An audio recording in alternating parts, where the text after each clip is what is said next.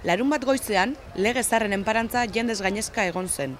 Izan ere, Zarautz kantuz, kantu jiraz gain, Euskal Presoen aldeko bigarren eskuko azoka ere antolatu baitzuten. Bigarren eskuko azoka hau, urtean behin antolatzen duten azoka bat da. Sakabanaketak eta eragitein ditu gasto haundile, nola baiteko laguntza bat emateko antolatzen da holako bigarren eskuko azoka. Bigarren eskuko azoka herri mugimendu bidez antolatzen da.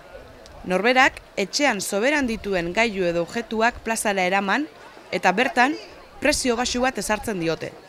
Azokaren helburua gailu eta objektu horiek saldu eta diru apur bat lortzea baita. Urtean beniten da utzi gora bera fetxa hauetan eta kontua sinplia da. Hemen jendiak bere etxetikan sobran dazkan gauzak edo erabiltzen ez dituen gauza ekartzen ditu honea, prezio bat jartzen zaie oso xumia eta jendiak aukera erosteko.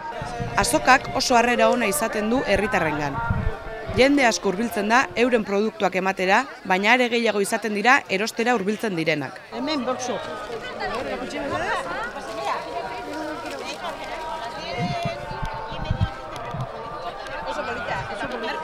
Merke bai.